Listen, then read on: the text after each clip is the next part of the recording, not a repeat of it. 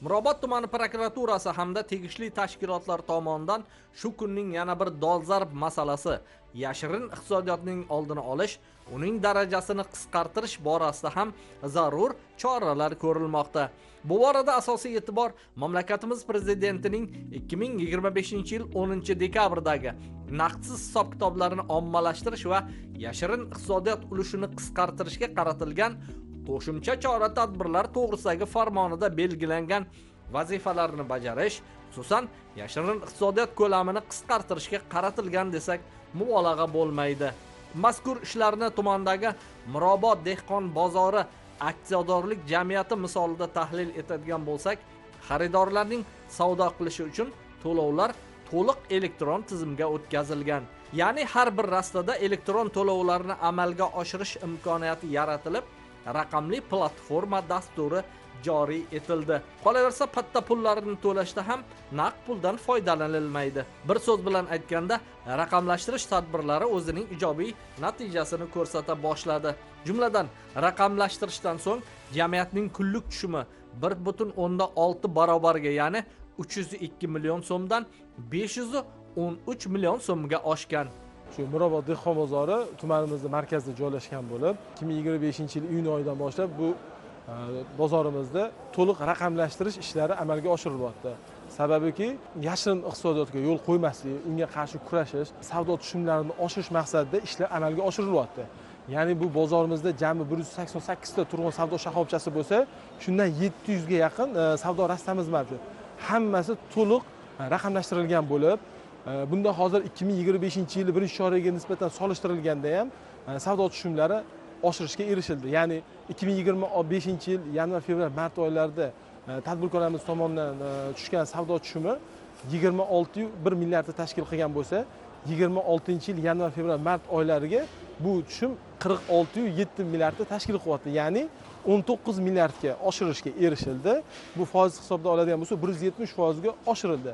Bunda birinchi o'rinda shu prokuratura departament xodimlari bilan hamkorlikda shu yashirin iqtisodiyotni oldini olish maqsadida qo'shma ishlar amalga oshirilgani, Davlat soliq qo'mitasidan, boshqarmamiz tomonidan berilgan topshiriqlar ijrosini imkon darajasida shu to'liq bajarishga harakat qilib, shu natijalarga erishyapmiz. Har bitta tadbirkor bilan birma-bir gaplashib, suhbatlashib, tushuntirib, savdo tushumi to'liq onlayn nazorat kasb apparatiga kirim qilinishini, bularga ancha qulaylik bo'lgan hammasi birma-bir tadbirkorlarga tushuntirilyapti. Men shu yerga kelganimga 1 yildan beri savdo qilamiz. Xalqqa sharoitlar hammasi yaxshi. Har qanday to'lovlarni qabul qilamiz. Chetdan ko'p fuqarolar keladi, chet elliklar. Ularning ham kartalari o'tadi. Viza kartasi, Amerikaning, Xitoyning kartasi, ham har qanday kartani qabul qiladi. Keyin bozorimiz tartibli, toza hamma tomon. Bizniki arzonlashtirilgan yarmarka.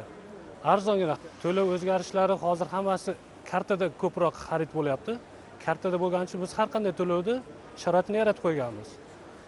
Terminallarimiz bor: Uzkart, Humokart, Visa kart. Yana kartasi yonida yo'q bo'lishi mumkin klientlar. Uyida qolib ketgan bo'lishi mumkin, puli yo'q bo'lishi mumkin. Telefondan to'lashlardi hammasini. Skaner orqali to'lab beriladi. Bozorda huquqbuzarlik va jinoyatchilikka qarshi kurashish, ayniqsa yashirin iqtisodiyot bo'yicha soliq to'lovlarini kunlik nazorat qilish, soliq solinadigan bazalarni aniqlash va uni bartaraf qilish bo'yicha maxsus markaz faoliyatining yo'lga qo'yilgani diqqatga sazovordir. Bu o'z o'rnida jinoyatchilikka qarshi kurashish asnosida jamiyat tizimida to'lov intizomini to'liq nazorat qilish, yashirin iqtisodiyot ko'lamini kamaytirish, byudjet tushumlarini ortig'i bilan bajarishni nazorat qilishda muhim omil bo'lmoqda. Aksiyadorlik jamiyatida to'liq raqamlashtirish bilan birga 26 ta sun'iy intellektga o'rnatilgan kameralar ulangan. Bular hozir to'liq ishlab turibdi. Bunda hozir bozor faoliyatini to'liq nazorat qilamiz kameralar orqali. Alohida nazorat qilish xonalari tashkil qilingan. O'ta har bitta xodim o'zini yo'nalishi bo'yicha ish taqsimotiga ega va kunlik ishlarni amalga oshirib kelyapti. Bundan ko'zlangan asosiy maqsad yashirin iqtisodiyotni oldini olish, imkon darajasida unga yo'l qo'ymaslik va boshqa huquqbuzarlikka ham yo'l qo'ymaslik chora-tadbirlarni ko'rish maqsadida amalga oshirilyapti. Yil oxirigacha tadbirlarimizni to'liq davom ettiramiz. Tadbirkorlar bilan tushuntirish ishlarini to'liq amalga oshiramiz. Bundan asosiy ko'zlangan maqsad byudjetimizga tushumlarni tushirish, to'liq tushirishni ta'minlashdan iborat. Bundan tashqari tadbirkorlik subyektlarini qo'llab-quvvatlash, imkon darajasida ularga yordam berish, birgalikda shu soliqchi, ko'makchi tamoyili asosida ishlarni olib borish. Bugungi kunda aksiyadorlik jamiyati hududida 188 ta turg'un savdo do'konlari, 700 ta savdo rastalari mavjud. Savdo tushumlari naqd pulsiz undirilishini ta'minlash maqsadida raqamlashtirish tizimiga o'tilganidan so'ng tushumlar miqdorida sezilarli o'sish yuzaga kelgan. Xususan, joriy yilning 3 oyi mobaynida 1 milliard 287 million so'm miqdoridagi mablag'lar davlat byudjetiga kirim qilingan.